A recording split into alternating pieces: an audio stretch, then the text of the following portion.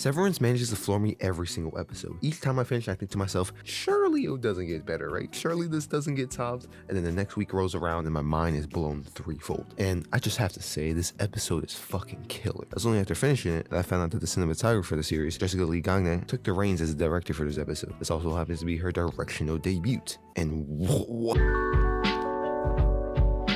This episode is filled to the brim with creative transitions, imagery, shots that fucking hit like a bullet. If we're just talking about still frames, this episode easily has the best in the entire show, in my opinion. The shot of Miltrick at the end of the hall at the end of the episode when Miss Casey tried to escape makes me really hate this motherfucker. It takes the phrase light at the end of the tunnel and perverts it in a hopeless way. The super simple crossfade is absolutely fucking tragic. Both sides of a relationship grieving over the other's loss, yet being so close to each other. Trust me, I would goddamn love to pour over every frame of this episode, but I don't got time for all that. I just want to mention one tiny scene. Well, tiny in content in comparison to the lore drops that we'll get to later, but fuck me, is it a stunning montage.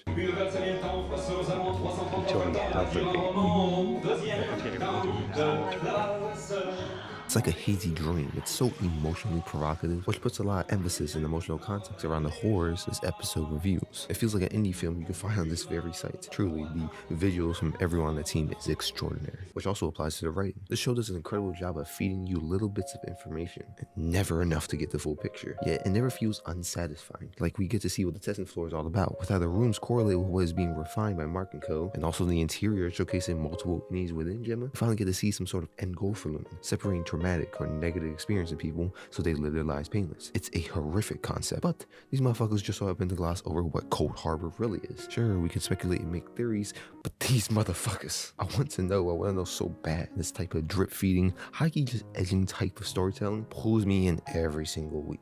But of course, the highlight of the episode is the emotional wreck these two leave you. God, their story is just so sad. Gemma being unable to have a baby, the pain in her eyes. It's heavily implied that Lumen manipulated her into believing that if she wants to work for them, they'll somehow fix her. Fucking bastards. God, I felt so bad when she realized she can't leave at the end. It just sinks down completely defeated. Look, I know it's not gonna happen next episode, but I need some retribution for her. And yeah, this episode is both an integral part of the narrative and the world, but also feeling detached from everything. The visual flair, the extreme focus on the emotion, it all brings a very distinct feeling for me, and I fucking love it. It's taken me way too long to talk about this series, but that will definitely change as the season reaches its finality. And yeah, thanks for watching. See you tomorrow. Peace.